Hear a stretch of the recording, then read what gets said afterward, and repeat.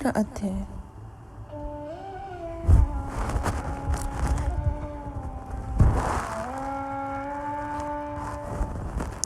इस पर अर्जुन ने प्रश्न किया कि हे जनार्दन, यदि कर्मों की अपेक्षा ज्ञान आपके श्रेष्ठ मान्य है तो फिर हे केशव, मुझे भयंकर कर्म में क्यों लगाते हैं तथा आप मिले हुए से वचन से मेरी बुद्धि को मोहित सी करते हैं। इसलिए उस एक बात को निश्चय करके कहिए कि जिससे मैं कल्याण को प्राप्त हूँ। इस पर अर्जुन के पूछने पर भगवान श्री कृष्ण महाराज बोले, हे निष्पाप अर्जुन, इस लोक में दो प्रकार की निष्ठा मेरे द्वारा पहले कही गई है, ज्ञानियों की ज्ञान योग से और योगियों की निष्काम कर्म योग से। परंतु किसी भी मार्ग के अनुसार कर्मों को स्वरूप से त्यागने की आवश्यकता नहीं है, क्योंकि मनुष्य ना तो कर्मों के ना करने से निष्कर्मता को प्राप्त होता है और ना कर्मों को त्यागने मात्र से भगवत साक्षात्कार रूप सिद्धि को प्राप्त होता है, तथा सर्वथा कर्मों का स्वरूप से त्याग हो भी नहीं सकता, क्योंकि कोई भी पुरुष किसी काल में क्षण मात्र भी बिना कर्म किए नहीं रहता है। निसंदेह सभी पुरुष प्रकृति से उत्पन्न हुए गुणों द्वारा परवश हुए कर्म करते हैं।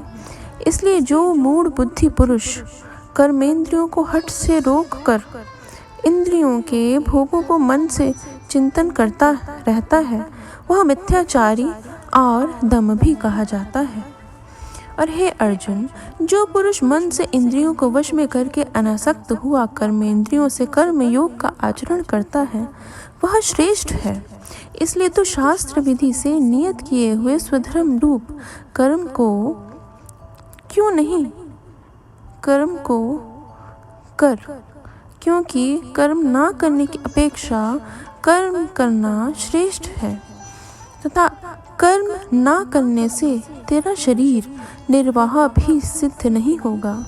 हे अर्जुन, बंधन के भय से भी कर्मों का त्याग करना योग्य नहीं है, क्योंकि यज्ञ अर्थात विष्णु के निमित्त किए हुए कर्म के सिवा अन्य कर्म में लगा हुआ ही यह मनुष्य कर्मों द्वारा बंधता है। इसलिए हे अर्जुन, आसक्ति से रहित हुआ उस परमेश्वर के निमित्त कर्म का भली प्रकार आचरण कर। कर्म ना करने से तू पाप को भी प्राप्त होगा, क्योंकि प्रजापति ब्रह्मा ने कल्प के आदि में यज्ञ सहित प्रजा को रच कर कहा कि इस यज्ञ द्वारा तुम लोग वृद्धि को प्राप्त हो, और यह यज्ञ तुम लोगों को इच्छित कामनाओं के देने वाला होवे, तथा तुम लोग इस यज्ञ द्वारा देवताओं की उन्नति करो और वे देवता लोग तुम लोगों की उन्नति करेंगे। इस प्रकार आपस में कर्तव्य समझकर उन्नति करते हुए परम कल्याण को प्राप्त होगे, तथा यज्ञ द्वारा बढ़ाए हुए देवता लोग तुम्हारे लिए बिना मांगे ही प्रिय भोगों को देंगे। उनके द्वारा दिए हुए भोगों को जो पुरुष इनके लिए बिना दिए ही भोगता है, वह निश्चय ही चोर है। कारण कि यज्ञ से शेष बचे हुए अन्न को खाने वाले श्रेष्ठ पुरुष सब पापों से छूटते हैं, और जो पापी लोग अपने शरीर पोषण के लिए ही पकाते हैं, वे तो पाप को ही खाते हैं, क्योंकि संपूर्ण प्राणी अन्न से उत्पन्न होते हैं और अन्न की उत्पत्ति वृष्टि से होती है और तथा वृष्टि यज्ञ से होती है, और वह यज्ञ कर्मों से उत्पन्न होने वाला है, तथा उस कर्म को तू वेद से उत्पन्न हुआ जान, और वेद अविनाशी परमात्मा से उत्पन्न हुआ है। इससे सर्वव्यापी परम अक्षर परमात्मा सदा ही यज्ञ में प्रतिष्ठित है। हे पार्थ, जो पुरुष इस लोक में इस प्रकार चलाए हुए सृष्टि चक्र के अनुसार नहीं बरतता है, अर्थात शास्त्रानुसार कर्मों को नहीं करता है, वह इंद्रियों के सुख को भोगने वाला पाप आयु पुरुष व्यर्थ ही जीता है। परंतु जो मनुष्य आत्मा ही में प्रीति वाला और आत्मा ही में तृप्त तथा आत्मा में ही संतुष्ट होवे, उसके लिए कोई कर्तव्य नहीं है, क्योंकि इस संसार में उस पुरुष का किए जाने से भी कोई प्रयोजन नहीं है और ना किए जाने से भी कोई प्रयोजन नहीं है, तथा इसका संपूर्ण भूतों में कुछ भी स्वार्थ का संबंध नहीं है, तो भी उसके द्वारा केवल लोक हितार्थ कर्म किए जाते हैं। इससे तो अनासक्त हुआ निरंतर कर्तव्य कर्म का अच्छी प्रकार आचरण कर, क्योंकि अनासक्त पुरुष कर्म करता हुआ परमात्मा को प्राप्त होता है। इस प्रकार जनकादि ज्ञानी जन भी आसक्ति रहित कर्म द्वारा ही परम सिद्धि को प्राप्त हुए हैं। इसलिए तथा लोक संग्रह को देखता हुआ तू कर्म करने को ही योग्य है, क्योंकि श्रेष्ठ पुरुष जो आचरण करता है, अन्य पुरुष भी उसके ही अनुसार बरतते हैं। वह पुरुष जो कुछ प्रमाण कर देता है, लोग भी उसी के अनुसार बरतते हैं।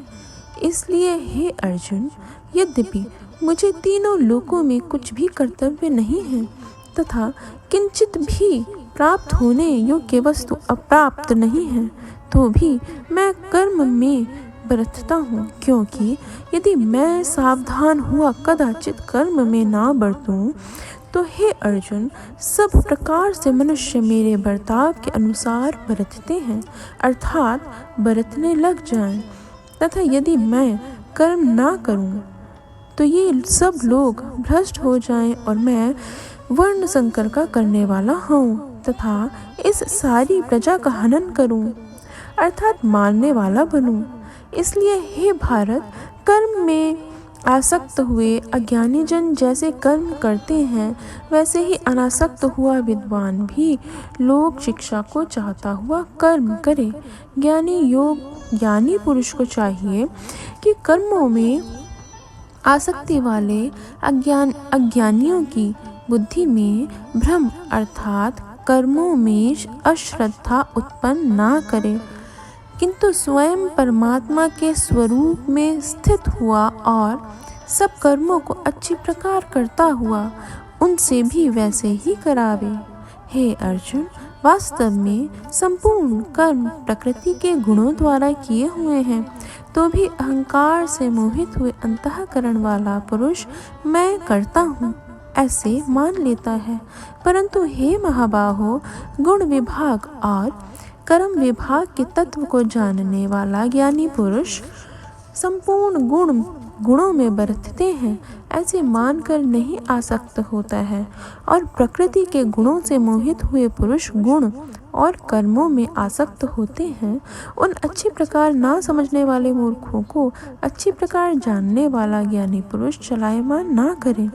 इसलिए हे अर्जुन, तू ध्यान निष्ठ चित्त से संपूर्ण कर्मों को मुझ में समर्पण करके आशा रहित और ममता रहित होकर संताप रहित हुआ युद्ध कर। हे अर्जुन, जो कोई भी मनुष्य दोष बुद्धि से रहित और श्रद्धा से युक्त हुए सदा ही मेरे इस मत के अनुसार बरतते हैं, वे पुरुष संपूर्ण कर्मों से छूट जाते हैं, और जो दोष दृष्टि वाले मूर्ख लोग इस मेरे मत के अनुसार नहीं बरतते हैं, उन संपूर्ण ज्ञानों में मोहित चित्त वालों को तू कल्याण से भ्रष्ट हुए ही जान, क्योंकि सभी प्राणी प्रकृति को प्राप्त होते हैं, अर्थात अपने स्वभाव से परवश हुए कर्म करते हैं। ज्ञानवान भी अपनी प्रकृति के अनुसार चेष्टा करता है, फिर इसमें किसी का हठ क्या करेगा। इसलिए मनुष्य को चाहिए कि इंद्रिय के अर्थ में अर्थात सभी इंद्रियों के भोगों में स्थित जो राग और द्वेष है, उन दोनों के वश में नहीं होवे, क्योंकि इसके वे दोनों ही कल्याण मार्ग में विघ्न करने वाले महान शत्रु हैं। इसलिए उन दोनों को जीतकर सावधान हुआ स्वधर्म का आचरण करे, क्योंकि अच्छी प्रकार आचरण किए हुए दूसरे के धर्म से गुण रहित भी अपना धर्म अति उत्तम है। अपने धर्म में मरना भी कल्याणकारक है और दूसरे का धर्म भय को देने वाला है। इस पर अर्जुन ने पूछा कि हे कृष्ण, फिर यह पुरुष बलात् लगाए हुए के सदृश ना चाहता हुआ भी किससे प्रेरा हुआ पाप का आचरण करता है। इस प्रकार अर्जुन के पूछने पर श्री कृष्ण महाराज बोले, हे अर्जुन, रजोगुण से उत्पन्न हुआ यह काम ही क्रोध है। यह ही महाअशन अर्थात अग्नि के सदृश भोगों से ना तृप्त होने वाला और बड़ा पापी है। इस विषय में इसको तू ही वैरी जान। इस विषय में इसको ही तू वैरी जान। जैसे धुएं से अग्नि और मल से दर्पण ढका जाता है तथा जैसे जेर से गर्भ ढका हुआ है, वैसे ही उस काम के द्वारा यह ज्ञान ढका हुआ है। और हे अर्जुन, इस अग्नि सदृश ना पूर्ण होने वाले काम रूप ज्ञानियों के नित्य वैरी से ज्ञान ढका हुआ है। इंद्रियां, मन और बुद्धि इस काम के वास स्थान कहे जाते हैं और यह काम इस मन, बुद्धि और इंद्रियों द्वारा ही ज्ञान को आच्छादित करके इस जीवात्मा को मोहित करता है। इसलिए हे अर्जुन, तू पहले इंद्रियों को वश में करके ज्ञान और विज्ञान के नाश करने वाले इस काम पापी को निश्चय पूर्वक मार। और यदि तू समझे कि इंद्रियों को रोककर काम रूप वैरी को मारने की मेरी शक्ति नहीं है, तो तेरी यह भूल है, क्योंकि इस शरीर से तो इंद्रियों को पर श्रेष्ठ, बलवान और सूक्ष्म कहते हैं, और इंद्रियों से पर मन है, और मन से भी पर बुद्धि है, और बुद्धि से भी अत्यंत पर है, वह आत्मा है। इस प्रकार बुद्धि से पर अर्थात सूक्ष्म तथा सब प्रकार बलवान और श्रेष्ठ अपने आत्मा को जानकर और बुद्धि के द्वारा मन को वश में करके, हे महाबाहो, अपनी शक्ति को समझकर इस दुर्जय काम रूप शत्रु को मार। इति श्रीमद्भगवद्गीता रूपी उपनिषदम एवं ब्रह्म विद्या तथा योग शास्त्र विषयक श्री कृष्ण और अर्जुन के संवाद में कर्म योग नामक तीसरा अध्याय।